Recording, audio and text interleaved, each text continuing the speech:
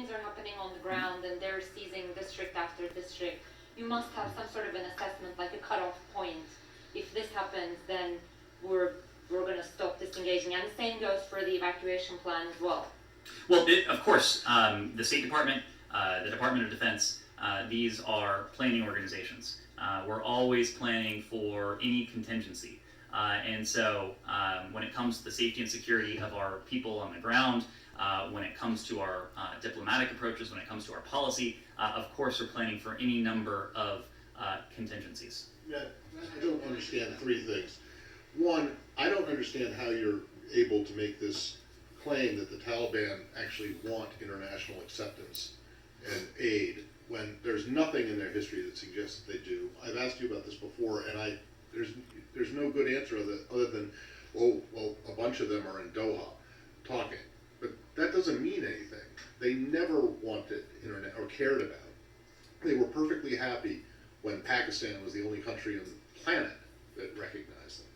That's number one. Number two, the argument that you guys inherited an agreement with the Taliban that the previous administration concluded and that you had no choice.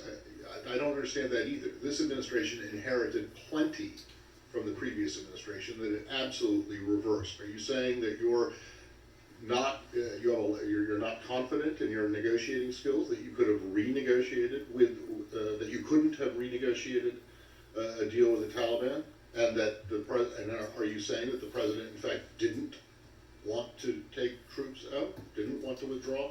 And then lastly, the thing I don't understand, well, maybe not understand, but you don't want to talk about the historic analogy that Saeed made to Vietnam.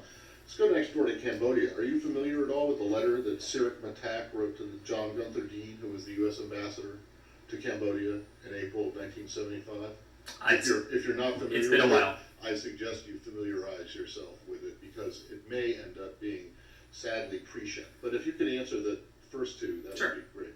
Well, on your second question, Matt, I think you're actually confusing different things here. These are apples and oranges. Yes, we changed quite a few U.S. policies across a number of fronts, but I think you would be hard-pressed to find an international agreement that the United States signed on to during the last administration that this administration has jettisoned, done away with. This is the point that we have made in any number of different... How about the Geneva Protocol on the anti-abortion stuff?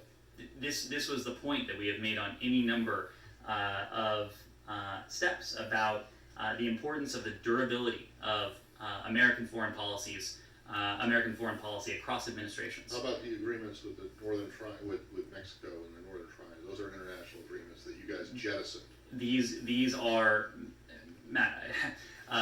No, I think. I mean, you just challenged me to come up with an international agreement that the previous administration signed that you guys have walked away from. And I just gave you, I think, three. The previous administration had its own policies. This administration has different policies across a number of fronts.